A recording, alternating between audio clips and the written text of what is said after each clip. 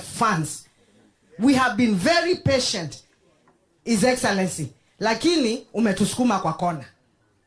Na hii system tunaambiwa tutumie, ianze kwanza kufanya national government. Show us in one ministry that system is working. If we see that is working with the other ministries, then we don't have a problem. Isn't it? Lakini hauwezi kuja kuanza kusema unatupa kwa counties na national government haijafanya nini? National government haijatumia. Kuna mambo mengi, there are so many functions. Zile ziko suppose kukua kwa county, bado ziko kwa national government. Agriculture is devolved. Why would fertilizer be bought from the national government? Tunaelewana? Markets are devolved.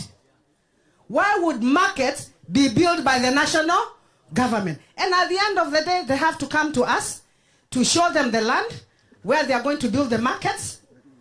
And after, they don't want even to give the governors the money. They want to spend the money themselves. But we show them where they are going to, mali wataenda kujenga soko. Wa Kenya, sincerely speaking, it is high time we woke up and just spoke the truth and tell the president vile mambo iko. Na akikataa, waamuzi ni nyinyi. Tunaelewana? Akikataa, waamuzi ni kina nani? Mumesema ni nini? Mumesema ni nini?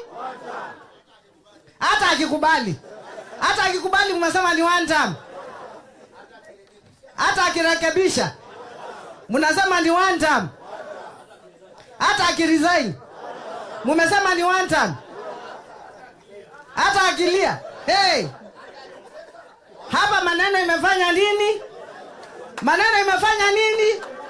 Maneno imeharibika, si ndio? Na watoto wetu, let me tell you, we love you so much. We have always stood by you. Never be cowed by anyone to tell them the truth. Don't let somebody make you coil. Tell the truth and with respect. People will respect you. Sio mnashtuliwa hivi, mnaanza kuingia kwa box. Tunaelewana? Kama kitu ni mbaya, semeni ni mbaya. Kama ni mzuri, ni mzuri. Na mjue sisi, let me tell you, I'm a woman. I'm a mother. Msidanganywe, sisi wote wa mama ni chama moja. All the mothers ni chama moja. Na sisi wa mama wako wapi? Wa mama wako wapi? Chama yetu ni moja. Na sisi tuko nyuma ya watoto we. We are going to support our children. Are we going to do that? Yes. Na nyinyi kina baba mchukue mkimbie nayo. Asanteni, Mwenyezi Mungu awabariki. Arambe! Arambe!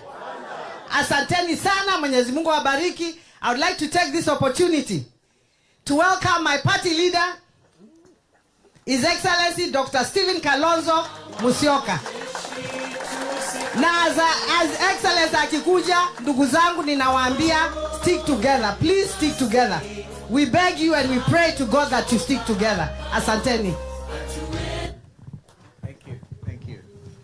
Hey, ni kama muna address Uhuru Park. Nimesahau tuko kwa shamba. I had taken the opportunity to welcome those who came before our distinguished principals. Na nikasema kwa niaba ya familia, you are welcome. Mujihisi, and we said there's no stress here.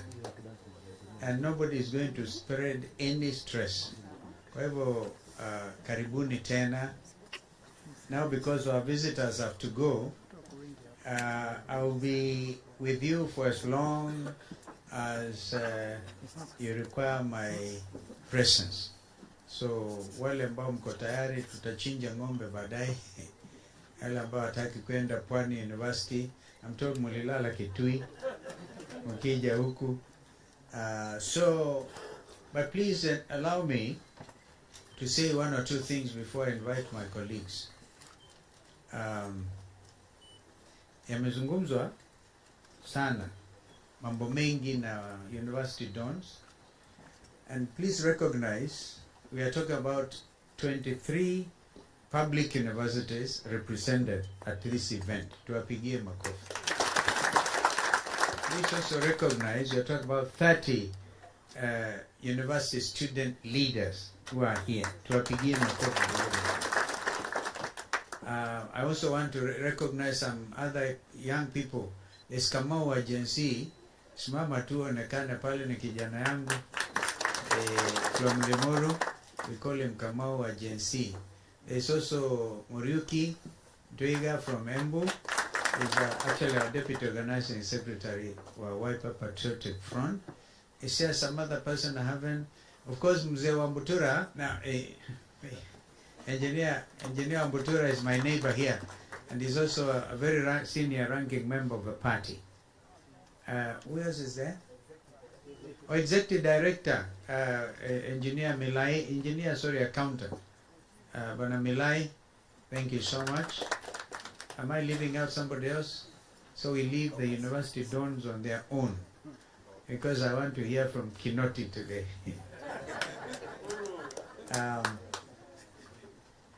Our country is in a messy situation. Nasi ule messy mpiga mchapa kandanda. It's a very messy situation. I heard yesterday William Ruto akiwa Mombasa akisema that their economic model is working. I don't know how many of you saw that. When he bought a cow for 1 million shillings, and then he said the economic model is actually working.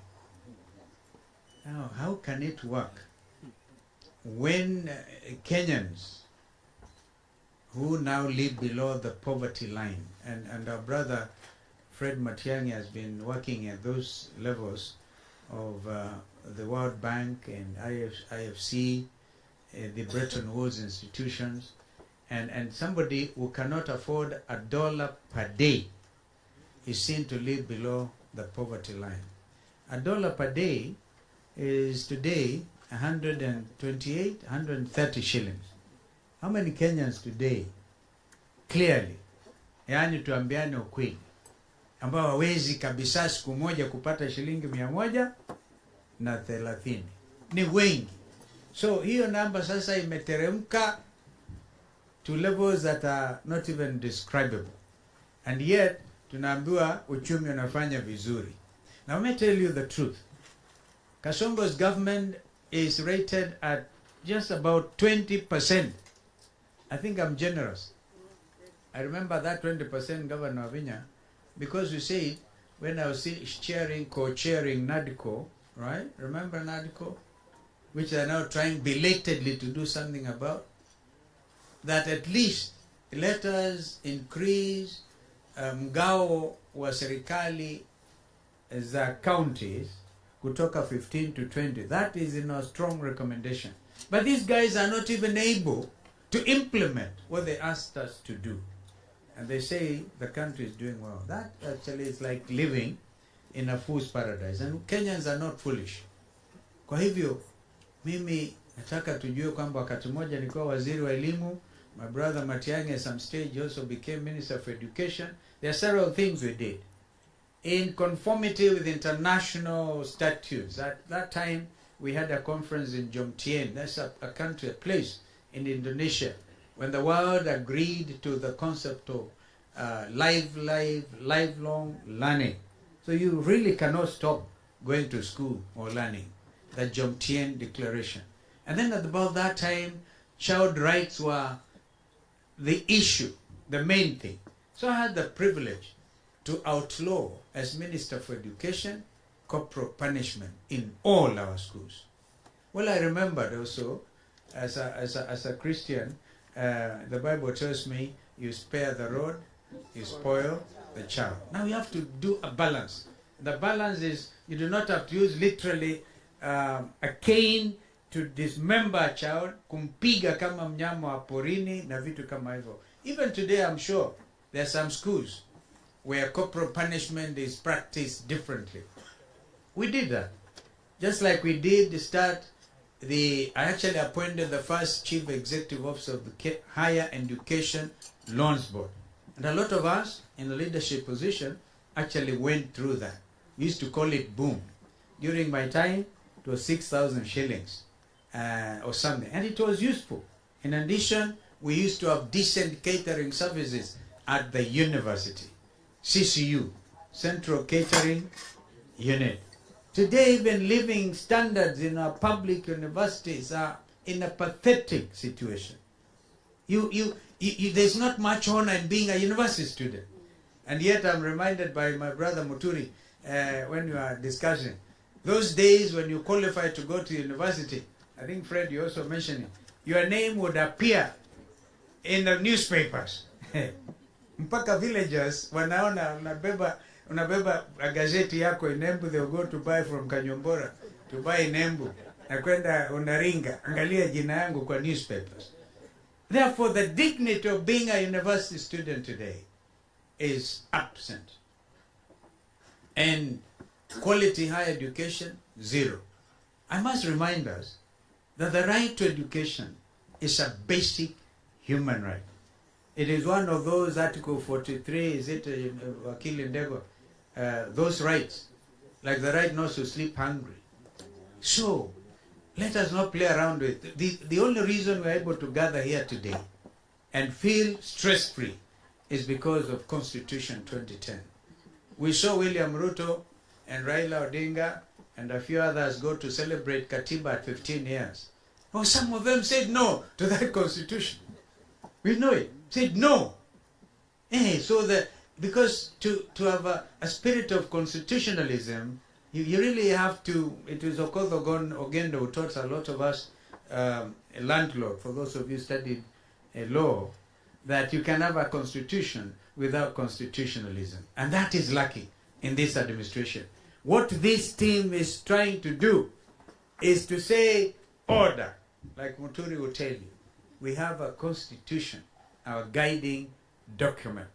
And we are going in the next administration to make this country be honored worldwide. Because our Bill of Rights, for example, recognizes the Universal Declaration of Human Rights, imported, I think, via Clause 2 of the Constitution, right? Or Article 20 of the Constitution, that these are parts of our domestic law. Men, I can also teach law at the university, right? Okay, so, but that is why we are here. Nobody can interfere with this thing. But we're also seeing intolerance. Yani wakisikia mtu anaita Gachagua, hawezi kulala. Kisikia Rigiji, kwanza kisema one term, wanapatwa na wazimu. Now all of us are saying one term, not just Gachagua. How many of you are saying one term? Yani you mean it? Sema one term. That's what it is. Kaongo. Gachagua is not here. By the way, we bring greetings of all other colleagues. We took the decision just the other day when we met at a half-day retreat to say we come, and very quickly my brother Muturi said you come. Our brother Mukisha said he was coming, although he's having a traveling spouse, and himself also trying to go out of the country. And then our brother Fred was the first to say, I am coming. So I want you to know, please accept greetings, Rigiji. Munasipokea? Mukituona hapa, we are all together. When we have agreed, I think it is Mukisha, if I can paraphrase you. You said, first of all, you must have the team. The team. Right? And the team is building up strongly. So, mukiona tukikula pamoja na we are building this team. Because Fred was out there in the World Bank, we didn't have time with him. Somebody showing me something? Okay. And there's also, of course, Mother Karua, our sister Mother Karua, and Atuma Pia Salamu zake. Mother has been here. I'll tell you a true story. I was here with Mother Karua, I remember very closely, and George Wainaina of Kanu, Secretary General, and believe it or not, Moses Kuria, tulikuwa hapa. Nikampatia kila mmoja mbuzi. So mkiona Moses Kuria mwambie nimemtumia salamu kutoka shamba. Na wache kufanya hivi. He is either with us or he is not with us. And who else have I left? Eugene Wamara, kijana wa DAP Kenya. He is also with us. Natembea was not with us on Monday, but of course is part of the team. Kwa hivyo, this team is strong. You know, they pray every day kwamba tutawanyike. Na tuambia, no, we know what those things that bring us together. Those ideas are solid ideas. And we know that if we do not hold together, we will have let down the Kenyan nation. And we can't afford it. Hatuwezi kabisa kamwe kufanya hayo. But again, I repeat, I just came today to listen to these dons, and we have heard, actually the country is here. That's a beautiful thing. Listen to a friend from Homa Bay. I can tell you that I spoke to Kenyans in the diaspora this last Sunday, virtually, from all over the world. They came and they spoke. A lady called Akinyi called from Canada, and she said she will be running on Wiper Patriotic Front for the seat of Rachuonyo. Was it Rachuonyo? I think it was Rachuonyo. Karachuonyo. It was Karachuonyo. Thank you. Karachuonyo. So I want you to know, even our friends from Luo Nyanza, how if Baba is under the ballot, what reason do those people have to support Kasongo versus Kalonzo kwa mfano? Hamna kabisa. There's no way. Because the issue is Baba. Hata kama, I think it was Momanyo said, hata kama akisimama wote pamoja, it's even easier. It's a democracy. It's a democracy. Kwa hivyo sisi tumeamua kukaa pamoja. And on that note, allow me to call Mukisa akuje hapa kidogo aseme jambo, akifuatwa na ndugu yangu our brother, the Speaker, the Attorney General, who is also the chair of the People's Restorative Justice Commission. That is the body that is going to make sure this country lives under the rule of law, and there will be proper and just compensation for those of our young people, the Gen Zs and others who have suffered death, injury, dismemberment even of their own physical being, and torture to their families, and torture to the whole nation. We will address these issues to the highest level possible, including and not limited to the International Criminal Court. That is the responsibility of our brother J.B. Muturi. But this is Dr. Mukisa Kitui. Mukisa was the highest ranking. I don't think there's another Kenyan who has served at that level. The highest ranking international public servant. The Secretary General under the UN system. And you know Kenya is a UN headquarters country. After Geneva, New York, and I think Austria, Vienna, even Vienna. We are bigger than Vienna. And now these are growing bigger. There are things that tell this country what we've been able to do. Like when I was Minister for Foreign Affairs and our late brother Kofi Annan came and said before he left the airport, I've fulfilled what I promised.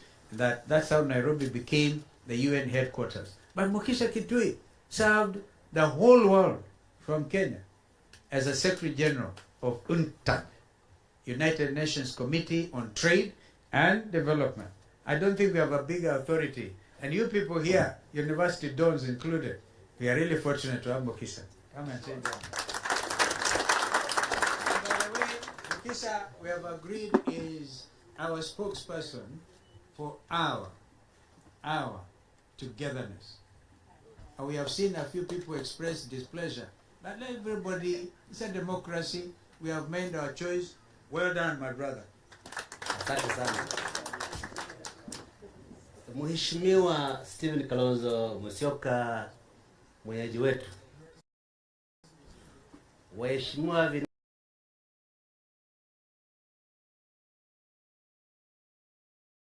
vinara wa serikali mbadala.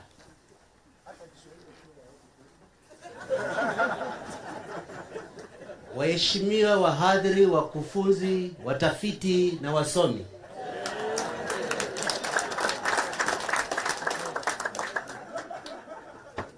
Mheshimiwa Gavana, waheshimiwa wabunge, wageni waalikwa, hamjambo. kwa niaba ya serikali mbadala ya Kenya ambayo imeamua ni one term, one team, one nation. Ningependa kumshukuru mwenyeji wetu kwa kitendo endelevu na kielelezo kwa wengine wetu kwamba msingi bora wa uwiano katika siasa ni kutafutana na viongozi wa fikra, utafiti na upembuzi wa kinifu.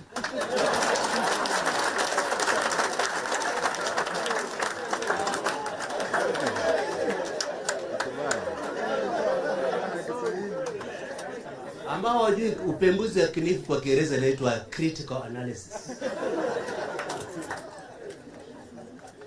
Sisi tunajua kwamba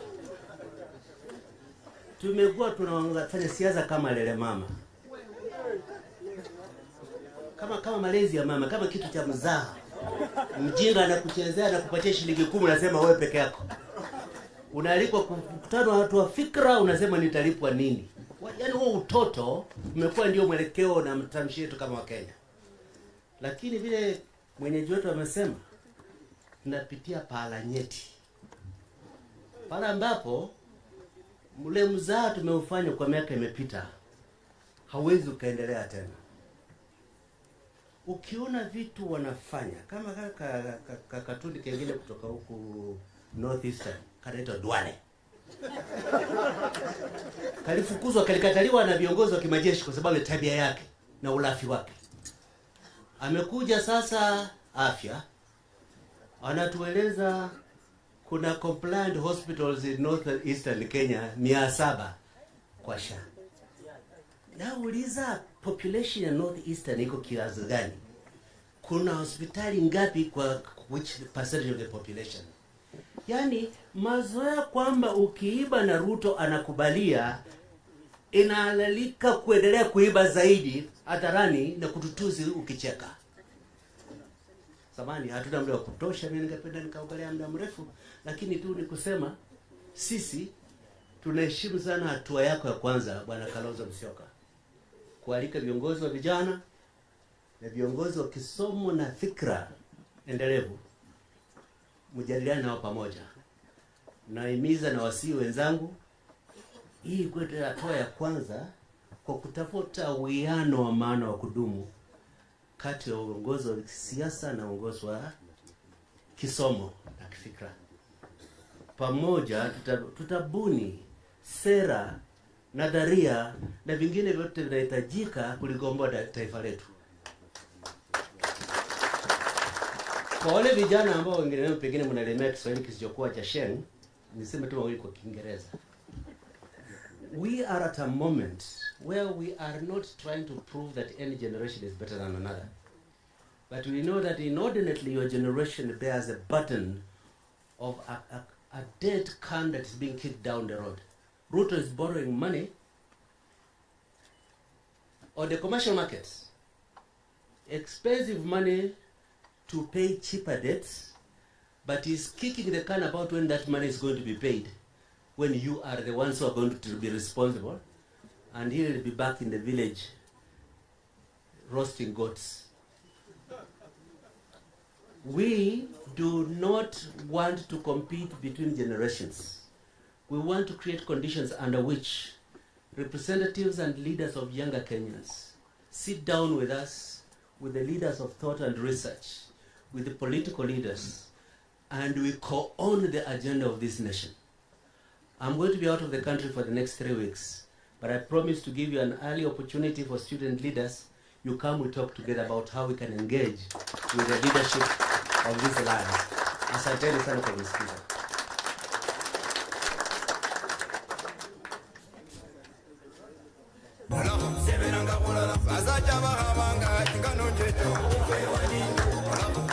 Kisha niongea kama Mwalimu Nyerere kabisa, Kiswahili sanifu, msomi kabisa, leaders of thought and research. Now, our brother JB, unajua wewe, you're from this region, you're one of our best, fearless, full of experience. the Attorney General of the Republic of Kenya would say, I cannot sign documents in Dubai airport. Right? Yani yole jamaa wanaobeba haya yote yakiwekwa mbele zetu, watu watastaajabu. But these are champions of change, fearless champions. And here stands tall JB Muturi. Thank you very much,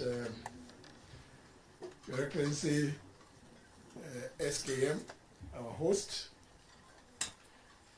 the University Dons, comrades, colleagues, members of parliament, other invited guests. I will not attempt to be as fluent in Swahili as my good friend Mugisa will start laughing at me before we get to Thika. But let me give thanks to His Excellency Stephen Kalonzo Musyoka for indeed inviting us to come and listen to the leaders of thought and research alongside the wise people. You know, I don't want to use the Bible. It says, when you say wise men, you include the women. I think let's agree they are wise people because they are of both gender. You know, the priest, the preacher, the gentleman who gave us the word. At some point, I thought he was pointing at me because he spoke about surrounding yourself with wise advisors. And because I'm not in a hurry. I know my two brothers may want to leave. For those who understand Kikamba, Nemusi. In fact, across the main road, my brother Steve, I told you the other time when we were here, across the main road, I also have a small place where I could, if it got very late, and if Steve was to chase me out, I would just cross over and sleep. But the reason why I say I thought the preacher was addressing me is because something that I've told Kenyans in the past, and let me just repeat it so that you can see how it fits to what the world told to us was all about. Immediately, Kenya Kwanza took office, and you know, I had gone to Kenya Kwanza, first of all complaining because those of you who drive on Thika Road, if you remember, there was a very huge post of myself, and the only two words below my photograph, Kenya Kwanza. Little did I know that actually, I even know the person who actually did it. It is Vinya's counterpart in Nairobi, Johnson Arthur Sakaja. He saw it and he quietly went and had it secured at the registrar of political parties' office. So when I was going there, they told me, no. I told them, why did you pick my slogan? They told me, no, it's this one. We already have we have it at our name. So I didn't want to quarrel about nothing. But my main story is about when William Ruto became president and he was about to name his cabinet.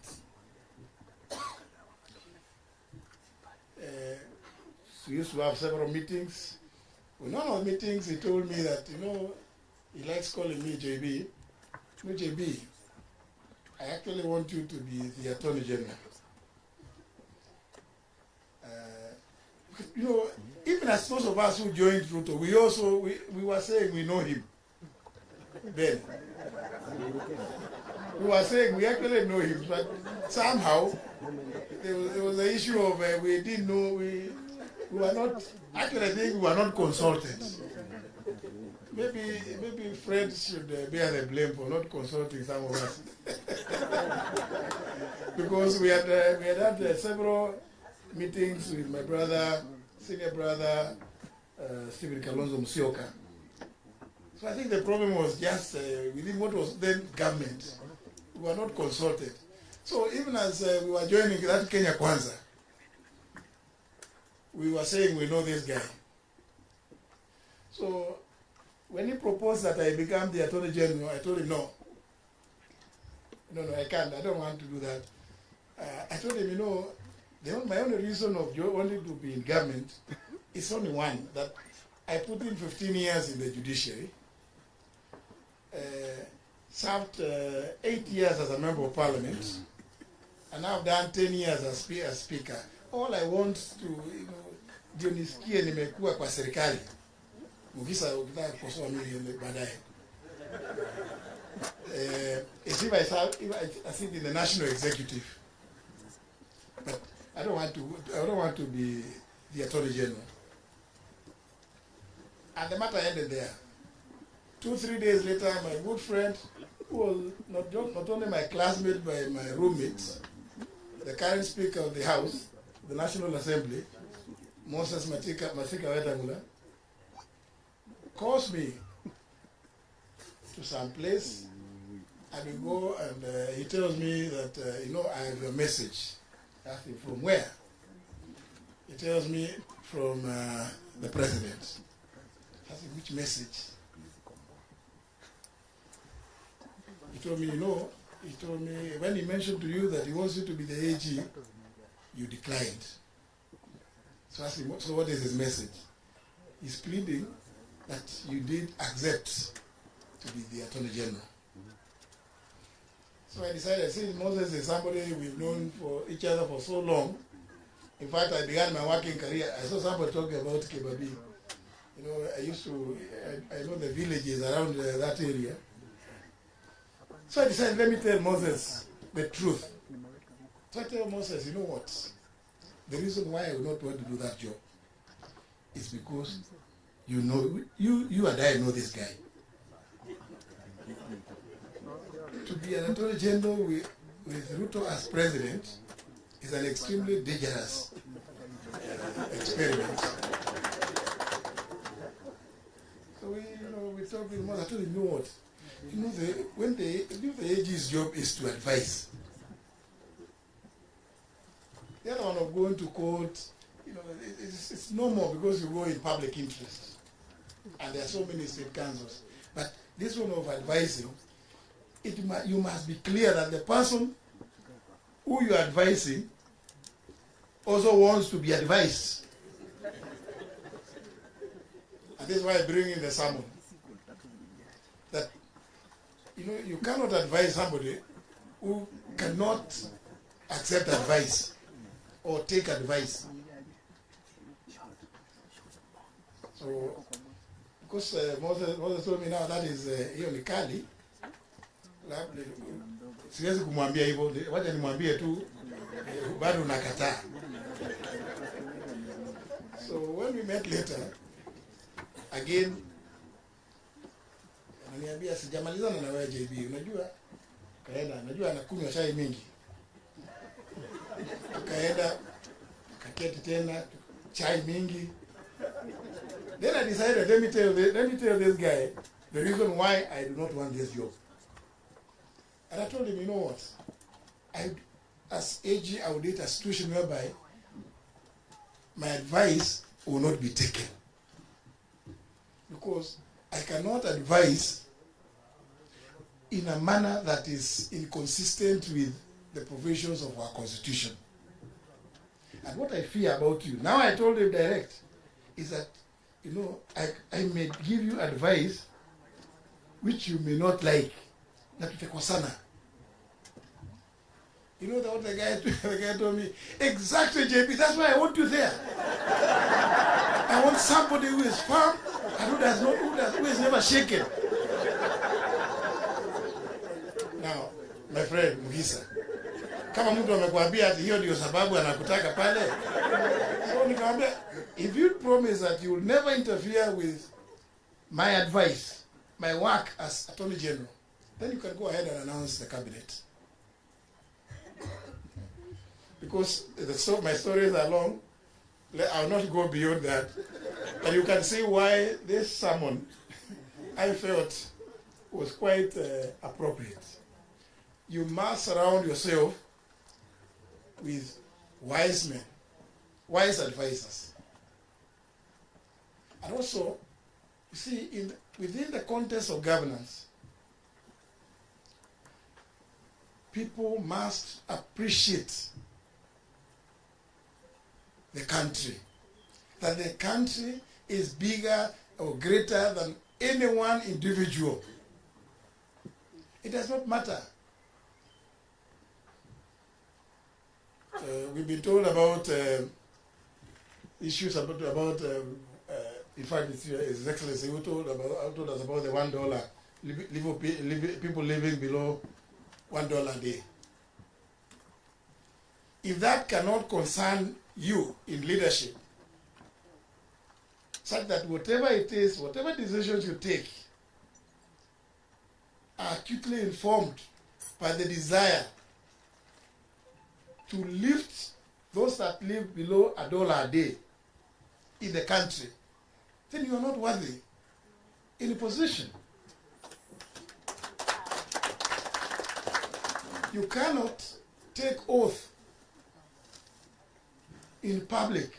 And of course, remember our constitution says the president must be sworn between the hour of 10 a.m. and 2 p.m. Wakili there Wanjiru. So you take oath in broad daylight to protect, preserve, uphold, and defend the Constitution. Among other things, also the dignity of the citizens. And then, soon thereafter, human life means nothing to you. Human life means nothing to you. That you watch human life being taken away. What they say in Kiswahili, again, kiholela. Surely. And you want people to keep quiet so that you can remain in leadership? I'm sure, my good brothers and sisters, you'll agree with me. When it gets to that, you must take a position. You must take a position. Because who is it you say you are sitting there planning for? If these are the people merely for expressing their opinions themselves about the university funding model, about the high taxes, that becomes a reason why you will take away their lives. And I keep saying, I was lucky that I was able to run to William Ruto.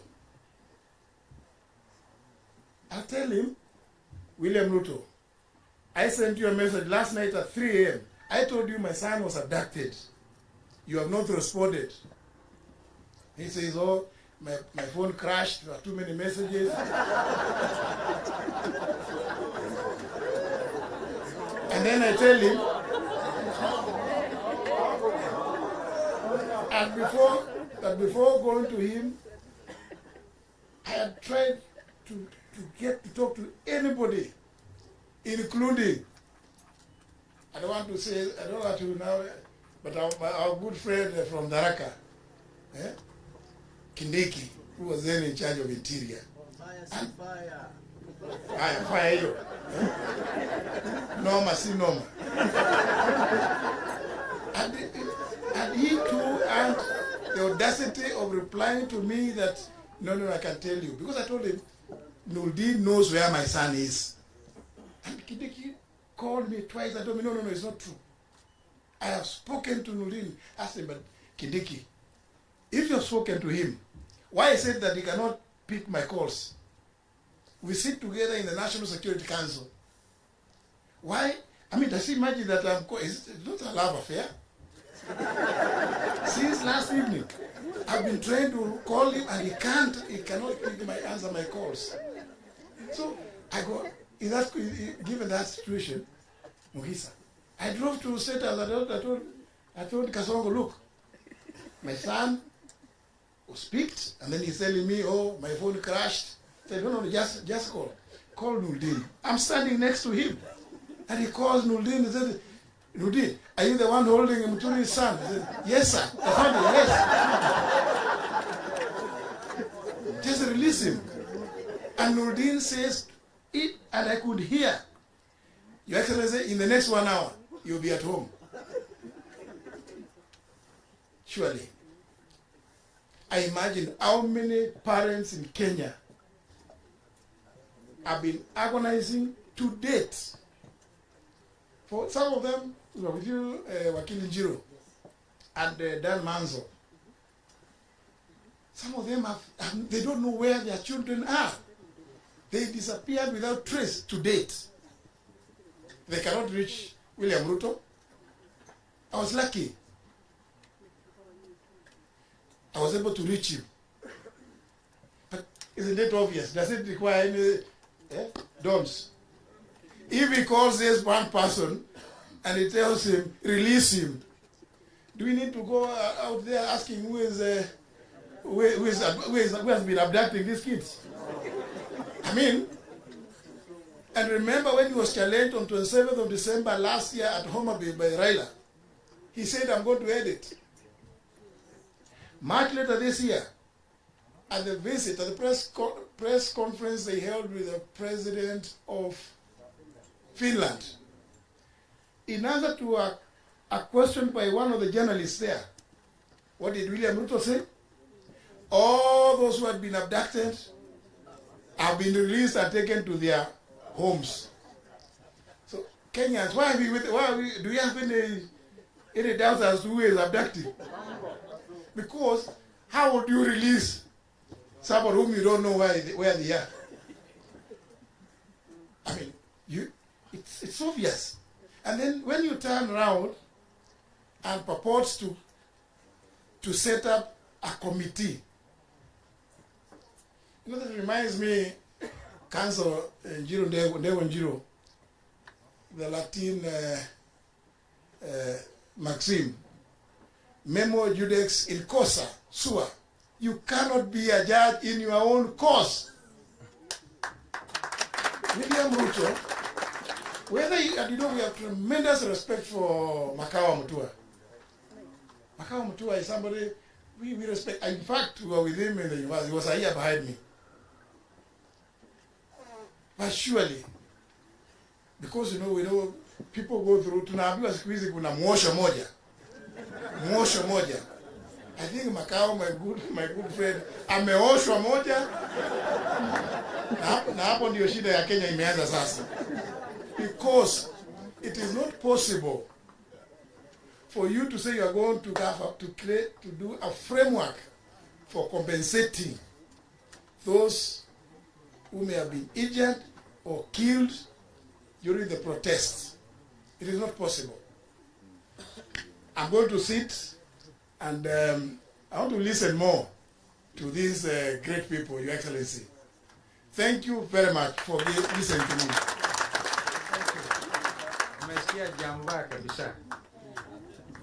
Well, before I call Fred, I talked of building a team. One Kenya, one nation, one team. For one town. So we cannot drive this narrative if we are going to have contradictions between ourselves. So our advice is to those working with us, those in the Wiper Patriotic Front, those in DCP, those in DP, those in Jubilee. By the way, I forgot to bring the greetings of Chairman wa Jubilee, Saitoti, Tarome, also with us in the summit. So please assist us. Wakili Ndengwa Njiru.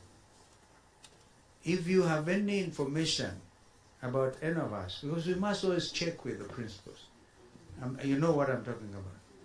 Today I'm supposed to be Kofi Annan between you and Fred, and also between Fred and our brother Ben Momanyi. You know, when we go to Kisii, we start singing to Kipita Naro, Ago, Ago, Ago, Ago. Ben Momanyi, Ago. We need to build one team. So that respect is so critical, so critical. Let's not begin to dismember our unity even before we begin. And building coalitions, I can tell you, is the most difficult thing. I tried to help President Tshisekedi and the advisor of Uhuru Kenyatta, who sent me there, as you know, Fred, and Kabila. And it took me 1 year to advise Tshisekedi to work with Kabila. And one time, Tshisekedi asked me, Kabila now wants to take. He says, I either take the Minister of Minister of Finance or the Interior. I looked at Tshisekedi, I said, Mr. President, since we want to sign all these letters of appointment, my advice to you is the Interior Ministry. And all these other ministries, because there's a cluster in the DRC of those ministries. Tshisekedi took my advice. I don't think he regretted thereafter. So, please, before you dismember, until then, after a year after that, he started to talk about the sacred coalition.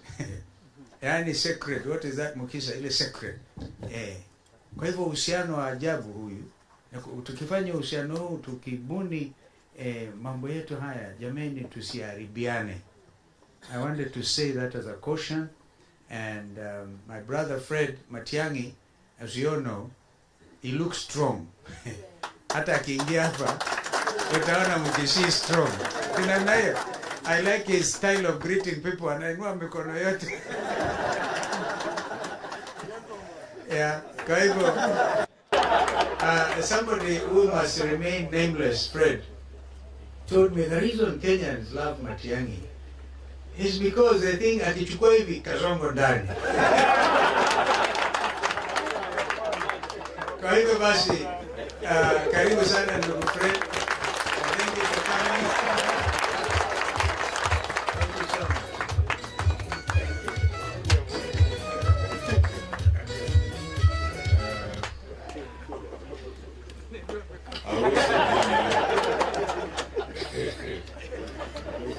I'll be very brief. I'll speak less time than my predecessors because I've said all the wonderful things I was going to say.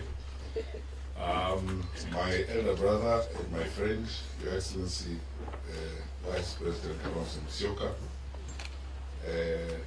my other elder brother and friend, Honorable Justin Muturi, Honorable Dr. Mukisa Kitui, another one of my elder brothers. That's the beauty of being younger than them. I'm looking at all of them. My friend, Wavinya Ndeti, High Excellency, the Governor of Machakos. Honorable members of Parliament who are here, Makam Muru, we work together in civil society. My brother Obadia, my very good friend Ben Momanyi. I actually forgot to withdraw the request from Honorable Kalonzo Musyoka that this morning we prayed together and forgot about that.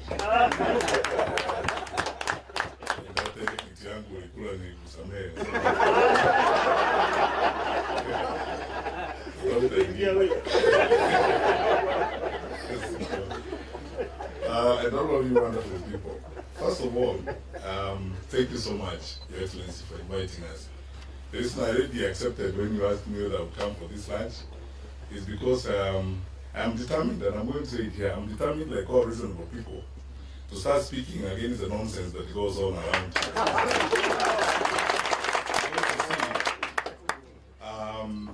the Honorable Kalonzo Musyoka and I have been the targets of choice for this administration for propaganda, malice, and cyberspace nonsense. You know, what they do is, and I keep saying all the time, I actually wish they spent as much time on the right things, or even the money they are spending, paying bloggers and all that to, you know, politic and lie about us and create things about us. Why don't they give that money to schools so that we can actually continue free education? So that every day, my brother Omingo Magara, who's here, and I will just keep asking ourselves the question, how bad can it be?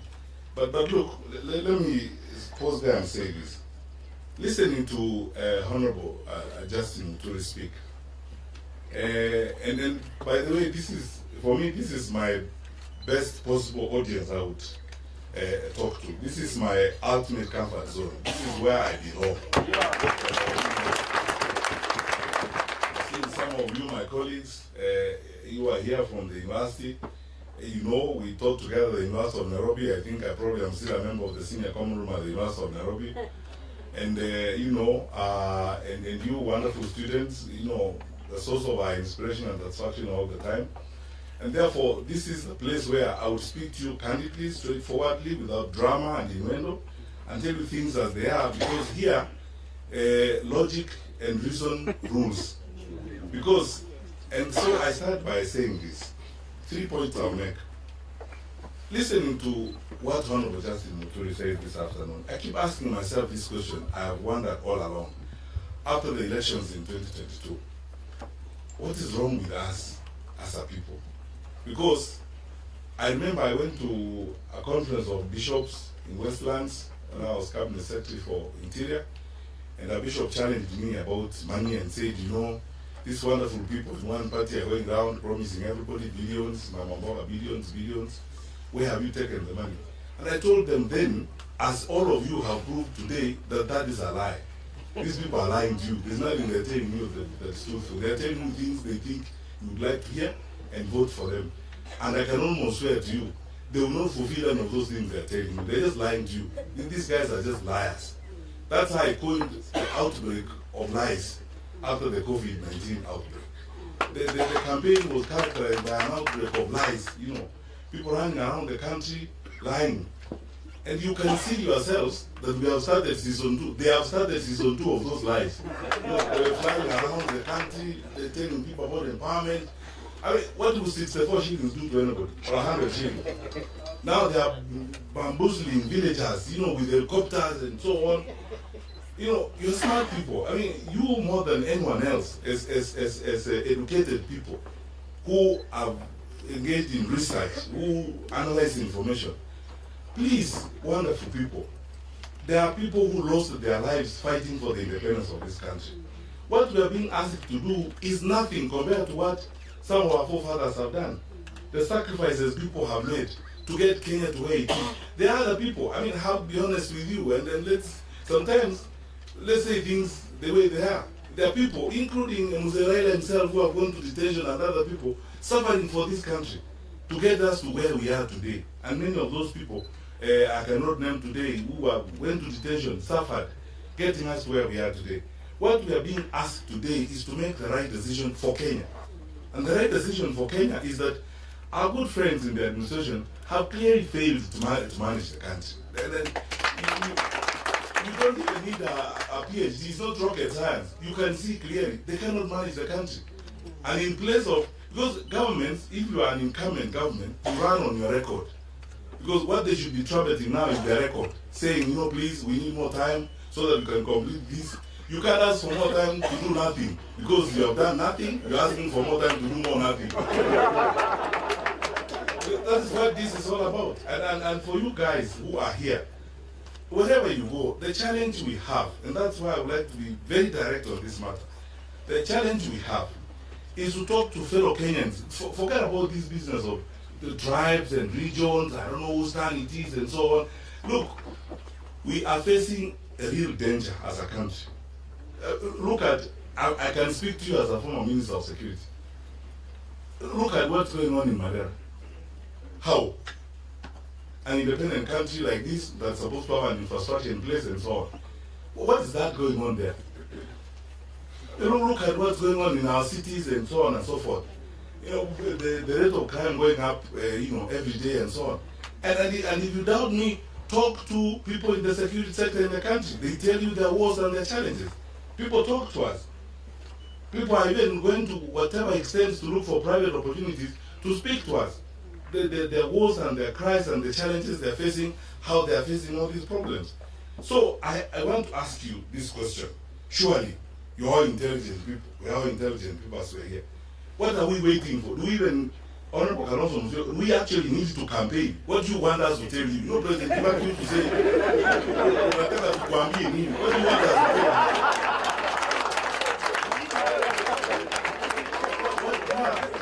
do you want us to tell you? Honestly, that describe what you can see what is going on in the country, and then you see all these dramas that are going on. You know, because the character of people who cannot deliver is clear. They will dramatize everything. They spend all their time on nonsense and the things that they lie. They use excuses every day and so on and so forth. I was in the US when I saw a letter. They have choreographed a letter purportedly from the chairman of the AU addressed to the head of state here to nominate or appoint Kalonzo Musyoka to go and do something in Western. You know, it takes time to pay people to spend time on that kind of nonsense. For a country that is supposed to be going forward, that's what they are spending time on now.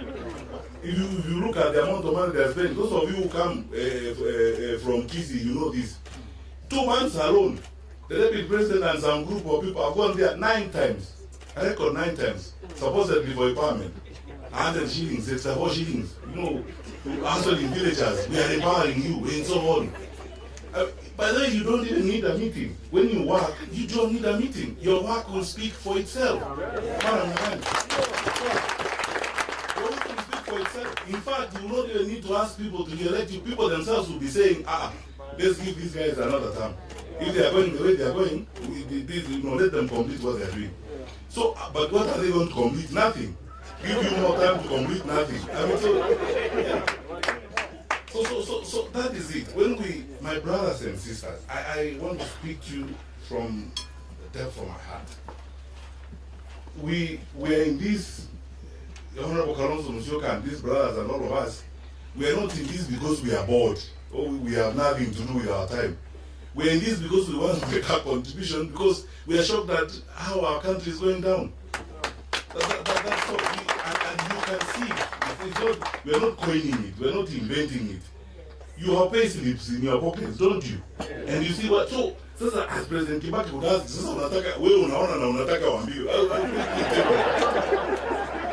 what do you expect from us to tell you? Time is here for this country to be in the hands of different managers.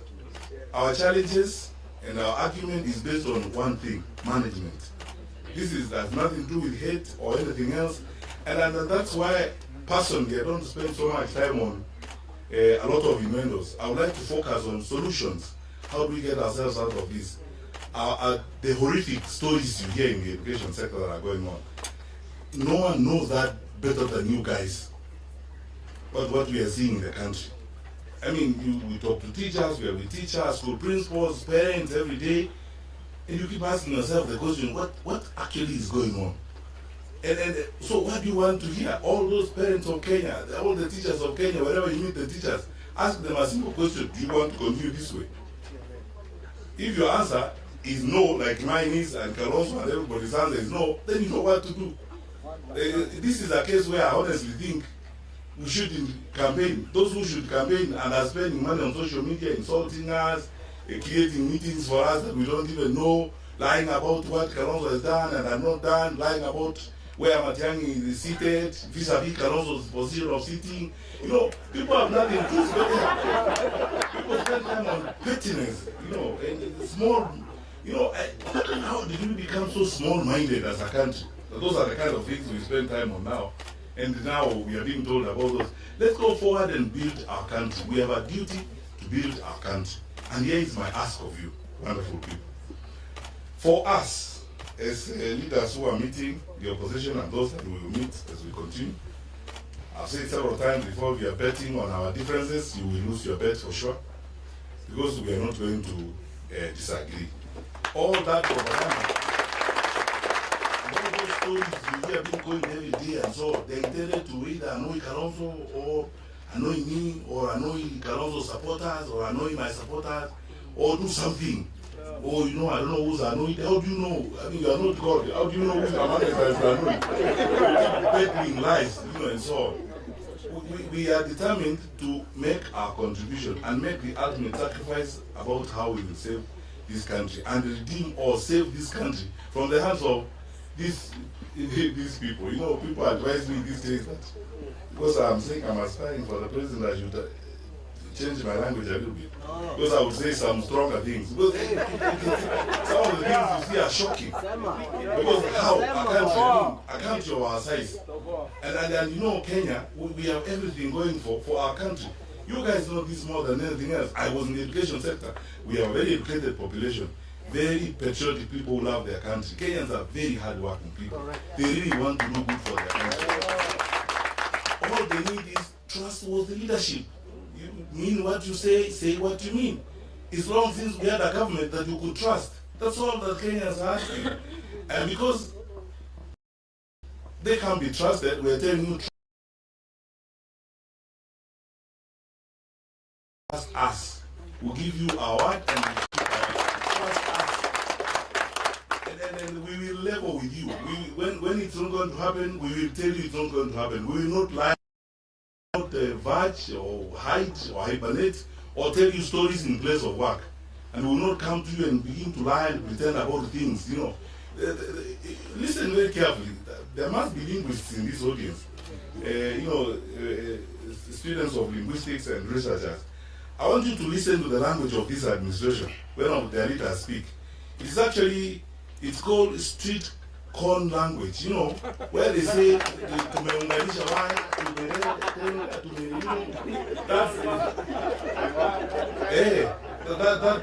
that language is non-committal language, non-responsible language that you cannot ascribe responsibility to. Very evasive language. You know, people who do things, they come forward to you as leaders, like Honorable Kalonzo stood here and say, I have done this, I have told JB this, and so on. Or JB says, I did this, I asked this question, and so on. That's what responsible people do. But those who are evasive, who evade responsibility, they throw in that language, that evasive language. And they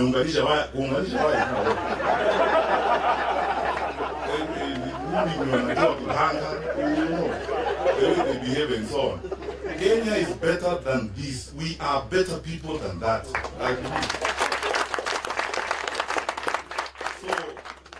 Thank you so much for this audience, and Your Excellency, you have led the way. This is what we are going to do for several days. We agreed. A consensus building, having small group meetings like we are having here today, talking to you and listening to you, getting ideas from you. Dr. Moyo, thank you for the sermon. We will surround ourselves with you, smart people, advising us on what we need to do. And we will do this until that time when we get to a point and say, which one of us is going to be the captain to lead the team for transformation. And we will continue to work together. And you, our friends, because you have nothing to run on, you have nothing to defend, it's only propaganda you can do. Please carry on, because in any case, you must find something to do. So if that's what you're found to do, carry on with it. As we carry on with the plan we want to build and the platform we would like to build, to move our country to the next level. And we will soldier on as leaders outside of government. And finally, my brothers and sisters, I say this every time I have an opportunity to talk to Kenyans. We are stronger, and there's nothing wrong with our country. I mean, this is a wonderful country. It's our only home on earth. God has been kind and gracious to us and gifted us a wonderful country. Let's take care of it. The challenges we have, the momentary challenges, in our leadership are not our destiny. You know, that language, those kind of lies. You know what Dr. Kithimani was asking here? You university professors are researchers. You know, when a guy tells you that there are 500 or so health units in a particular place, and you know the population of the place, we were actually working the math in the morning together and we were saying, it must mean that every 5 or 10 households in that area has got a clinic. Is that possible? Yani kwanza sisi ni wajinga wa wapi? You know, do they expect that we will believe that? You know, you know, please, let us not accept these intellectual insults and this abuse we are getting as a people. Let us stand up, crank ourselves up, dust ourselves together, move forward, vote these fellows out, and form a government that will take Kenya to the next level. And demonstrate our seriousness as a country. We are a serious country. We cannot be managed like this. We are serious people. How can we accept to be managed like this?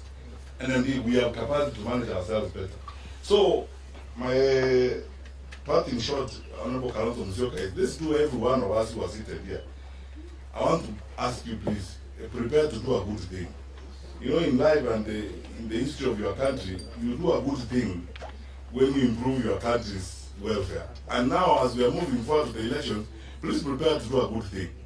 And the good thing can't be returning these people. So you know what the good thing is. And you educated people. Yani kama tuko namna hii vile tulivyo baada ya miaka 3. Another 5 years of these people, do you think you'll have a country? Takuwa hata umeuzwa wewe mwenyewe unapita kwa. God bless you, my friend.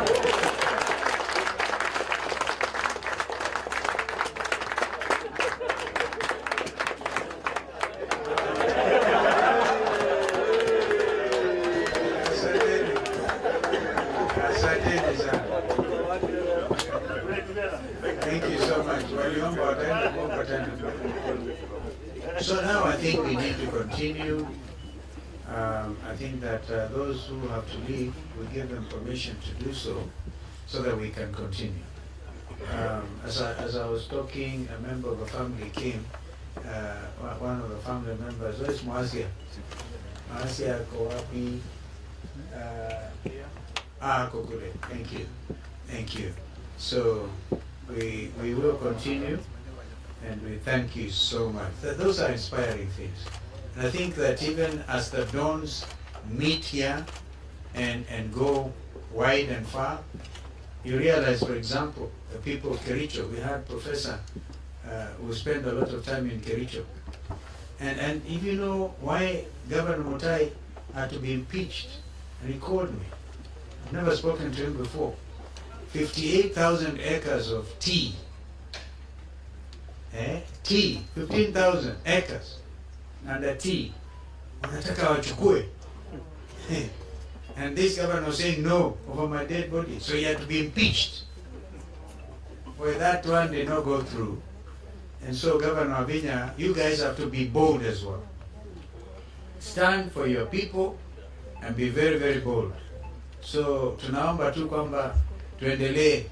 You know, I'll tell you, Fred, before you go, where you are here is Yatta farm. It's hardly 300 acres, hardly.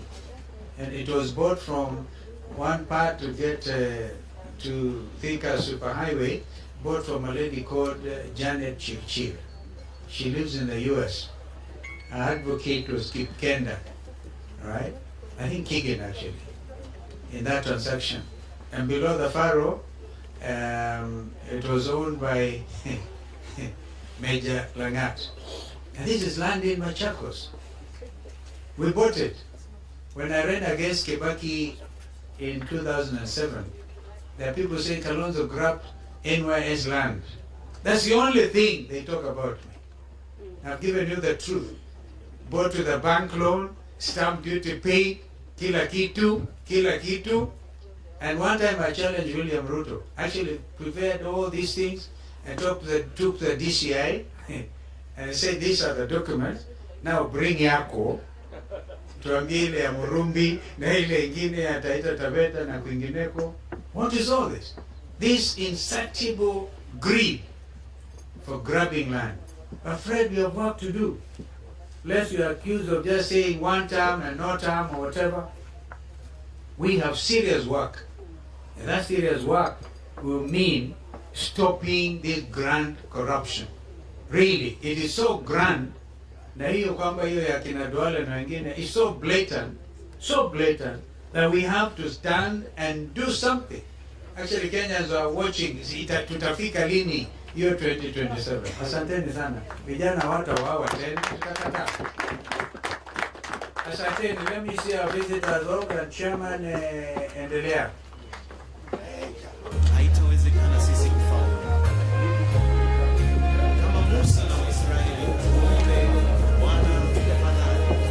wakienda, we can stretch a little bit. DJ nipatie ngoma nzuri ili tuwasikize.